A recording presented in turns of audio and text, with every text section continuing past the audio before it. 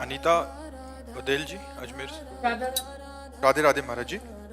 महाराज जी, आप कह रहे हैं कि आप पिछले 25 वर्षों से राजनीति क्षेत्र में हैं और अभी एक पद पे हैं, मंत्री पद पे। महाराज जी, आप कह रहे हैं कि आप हमेशा बार बार अनेकों एकांतिक वार्तालाप में आपसे सुना है कि निंदा नहीं करनी चाहिए, दूसरों के दोष नहीं देखने चाहिए। महाराज जी ये कह रहे हैं कि राजनीति क्षेत्र, लेकिन पद के अधिकार जैसे किसका प्रश्न है? दूसरों के दोषों का महिमा मंडन करके ही इसमें आगे इन बढ़ा पद के अधिकार के अनुसार भी करना पड़ता है। जैसे दूसरों को दंड नहीं देना चाहिए, लेकिन अब वो पुलिस में है, अब वो आर्मी में है, अब वो चोर आया, निषिद्ध कर्म करने वाला आया, हिंसक आया, अपराधी आया, तो उसके साथ व्यवहार तो उनको प्रतिकूल करना पड़ेगा, क्योंकि उनका कर्तव्य है, ये उनका धर्म है। ना कि वो उसको दंड दे रहे हैं, उसको दंड नहीं दे रहे, वो धर्म का पालन कर रहे हैं, अपने कर्तव्य का पालन कर रहे हैं। पापात्मा, अधर्मी, अन्यायी को दंड देना ये धर्म है, और निर्दोष सत्य पर चलने वाले का सहयोग करना धर्म है।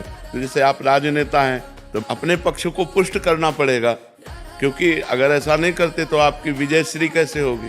तो एक धर्म है, उसमें देखा जाता है कि आपको इस समय ऐसा करना चाहिए, आपने नहीं किया, या आप बड़ी निंदनीय बात की। एक समाज सुधार की दृष्टि से, एक समाज व्यवस्था के लिए यदि हमारा विपक्ष गलत करता है तो हमें उसकी निंदा करनी पड़ेगी, क्योंकि आप राजनेता पद पर हैं। वो निंदा निंदनीय नहीं है, वो निंदा निंदनीय नहीं है। जैसे कोई पदाधिकारी है, कोई अपने बड़े पद पर बैठा है और वो सही निर्णय नहीं कर रहा है, और आप उसके विपक्ष में हैं, तो निंदा तो करनी पड़ेगी।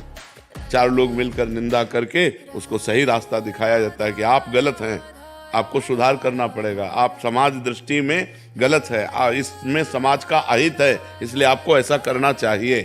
तो ये करना होता है, उसमें उसे निंदा नहीं मानी जाती है। गरिमा जी भावनगर से।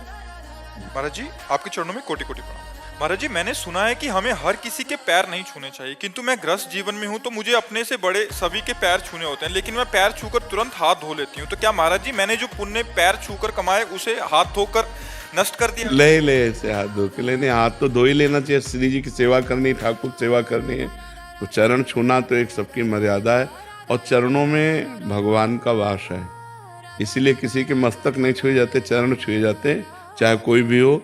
चरणों में भगवान, हमारे सब अंगों में देवताओं का वास है, जैसे हाथों में देवराज इंद्र का वास है, ऐसे अलग अलग सब जगह तो चरणों में विष्णु का वास है। इसलिए हम भगवत भाव से जब छुए, किसी के भी छुए तो भगवत भाव से छुए।